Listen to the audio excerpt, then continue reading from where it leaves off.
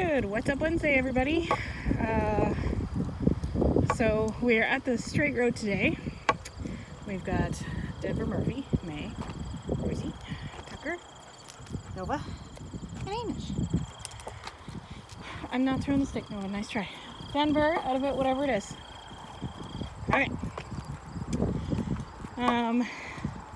It's a beautiful day out today, so I thought I'd switch it up a little instead of going to a regular spot to come to the straight road. We're being supervised by some Orioles. They're not sure about this dog business. Before I get taken out by the stick crew. Okay, who am I missing? Hey, Mish, let's go! Thank you. We appear to be at the Zoomy part of the program. Oh, Lord.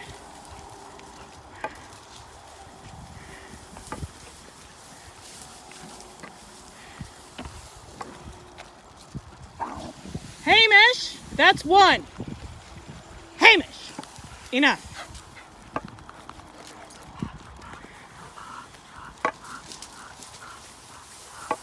Sorry, I know. Probably like just wind sounds and quiet. Not the best. Much better, Hamish. Good job. Not the best audio. But I needed to pay attention right there. If there's just two doing Zoomies, I can pay less attention. But when we have like 5, that's when I have to pay attention to. Okay, so beautiful weather. Decided to come here to the straight road, and it was definitely a good choice. Like, I know the wind makes for bad audio, but it makes for a nice walk. And for once, they're not all overheating, which is good. So I almost had like too many topics for this one, because I did a training session yesterday and it ran much longer than my usual, but I sort of lumped in the evaluation and consult with it, so I knew it was going to be a long one. And we covered a lot. And sometimes I worry about that because it's a lot of information in a very short amount of time. I think I'm going to work on a couple handouts in addition to the one I already typically give out when we're talking about reactivity. Oh, something good over there. And I'll try to make those available for you guys as well, just like in the group, so that if you ever need them, you can just print them off for yourself. But and I got told by 2 people yesterday that I should write a book. But anywho, so yeah, there was a lot of content yesterday, and I was like, oh, I should talk about this tomorrow, and oh, I should talk about that tomorrow. And now that it's tomorrow, I kind of don't know what to talk about. Like, there was just so much. I think I'm gonna, okay, so I think I've picked the one that I sort of really want to talk about, and I feel like this is the thing you should take. If you only take one thing away from anything that comes out of my mouth, especially when we're talking like a more troubled dog, you get what you pet. That's a huge one for me, and it's a hard one as like humans, and I'll tell you what I mean. So, for example, the first time your dog ever hears thunder, this is a very, very, very common thing. First time your dog hears thunder and they sort of startle a little bit, and they'll look to you. And how you react is how they're going to think of thunder basically for the rest of their lives. Most people... Nova, can we not eat a shrub? Stop learning from Rosie. Oh, I hear the red-tailed hawk too. Don't know if you guys can hear that. It's pretty close. Interesting. Anyway, sorry. Okay, focused on topic. And a natural person's reaction, and again, this is like 100% how people are. It's human nature. You want to comfort. So what do? You bring them in for snuggles, you pet them, you tell them, oh, it's okay, Denver, it's okay. So what you think you're doing is showing your dog that you're there for them, that you're right there, that nothing bad can happen if you're right there. What you are in fact telling them is that this reaction, this scared, jumpy reaction, that's the one you want. Like, this is good, this reaction is good, you should do more of this in the future, which is the exact opposite of what we're looking for, right? And then the next time they hear thunder, Rosie, too far. Thank you. The next time they hear thunder, it goes from like a 30% reaction to a 50% reaction. And you'll give them the same, maybe even more, because you're like, oh, they were more scared this time. They need more hugs. Okay. And then the next time they hear thunder, you're going to get like a 90% over the top reaction. And it just degrades from there. And that same thing is true for pretty much any behavior. The example yesterday was barking at the window.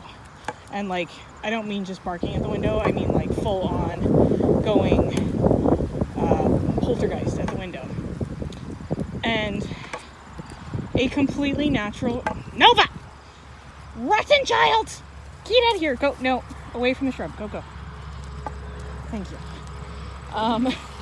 A completely natural reaction is to like correct them, bring them back and whatever, and then to like, you see them shaking and all that, and you want to comfort them, you want to do that, and you do what you would do for any other person.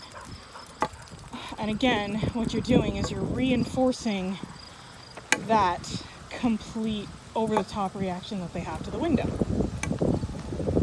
Well, good smells here too, but we're close to a mud pit, so just hold on. Come on. This way? Yep. Rosie, this way. And zoomies again. Oh, no, aborted zoomies. Do not run me over. Thank you. Go. Denver, don't you start. May, absolutely not. Thank you. Okay, let's get through here. Sorry, you might not have seen this part of walk before. I started filming a little late because I did my phone call before the video. See, progress. Anywho, and of course it's fresh grass, so everyone's gonna come back green. You're welcome. So like, again, that's a completely human reaction, but dogs are, as I've said many times before, they're very physical. So when they get that sort of attention, it computes in their mind to, yeah, this is what you should be doing, do more of it, and you'll get more love. So each situation is tricky. Like, I'm not saying if your dog is scared of thunder to like completely ignore them or whatever. And if you're having some of these problems, like these reactivity problems, call a trainer, like me or another trainer. Just get in touch with a trainer, because reactivity is really hard to tackle by yourself.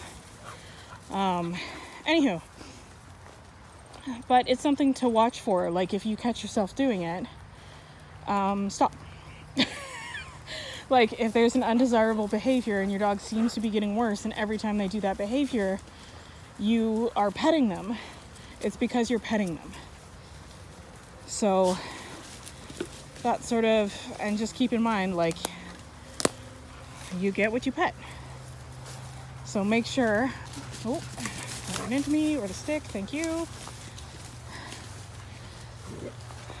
So just like keep that in mind. Go. May, get going.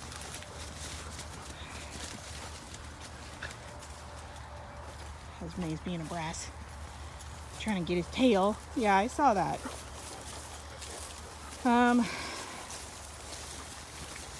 Yeah, so that I think is our main thing for today. The other thing to keep in mind, especially in regards to reactivity, I was reading this article yesterday, and I really liked the turn of phrase, and I can't remember it but I will post it at some point. Like, I'll get the exact quote. But it's basically along the lines of dogs need to work. And a lot of that is very breed specific. And it can be difficult when you don't know what breeds, especially if you have a mixed breed. If you don't know what breeds are in it, it's hard to kind of take an educated guess at the drives. But you can play around and sort of figure out what fulfills your dog. If your dog is getting like going on a 2-hour run with you every day and you get back home and he's still crazy, like he's still full of energy and stuff, means you're meeting his like exercise requirements, obviously, but you're not meeting his drives. So you need to do something that tires out his brain. It's one of the reasons the dogs are so tired after pack walk. Like, it is only an hour walk. Murphy, for example, on the weekends, if we go for a hike, he can go for a lot more than just an hour, right? But it's because I also exercise their brains. I make them figure out what I want from them without talking to them. We do recall drills. We do duration sits and duration downs. And we go to places where there's lots of smells. It's also why I try to mix up the place, and I don't always go to the same place if I can avoid it. Just to change up the scenery. Oh, mosquito attack. Okay, there we go. Sorry about that. Mosquito in the ear is not my favorite thing.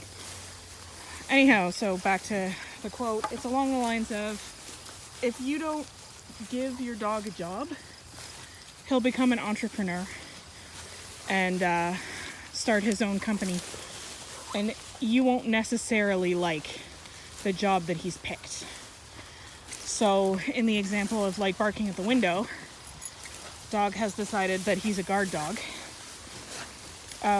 Or if you have a dog that you try to bring to the dog park and immediately bolts full tilt. Hold on, I'm out of the path. I need to find the path. There we go. Okay, bolts full tilt into the park and takes on like the biggest dog there. That dog has decided that his job is to patrol that property. That property is now his. That area is now his. Right? And these are all things that are like, they are not helpful if you want a good social, well-rounded companion. Especially like livestock guardian breeds, they'll be the first ones to find themselves other jobs if you're not going to provide one, because that's their breeding. They were bred to be working all day. Same with herders, working all day and then come home and sleep. So that sort of folds back into the whole thing where if, really, Nova? Okay, come on. Where if they're still tired or they're still antsy even after you've been giving them a ridiculous amount of exercise, then there's something else, right? So that gap can be filled by enrichment. Yes, I'm still working on that series. It will be coming out soon. Enrichment activities, agility classes, which is an enrichment activity, scent training, therapy dog training, any sort of class you can take. I know that's kind of difficult right now, but there are places that are running classes. Even like checking, May, thank you. Even checking out YouTube videos of all these things. And see if it's something your dog would enjoy. Have your kids play hide and seek with your dog. Like, you do 10 minutes of that, your dog's gonna be tired. So, just noticed. So that was 2 topics, and we're closing on 15 minutes, so I'm gonna sign off. Hope you guys are having an awesome day. If you have any questions, let me know. And again, Rosie, May, Hamish, Nova, Denver, Tucker, and mine pretending he's sneaky grass eater Murphy. Have a good day, guys. Cheers.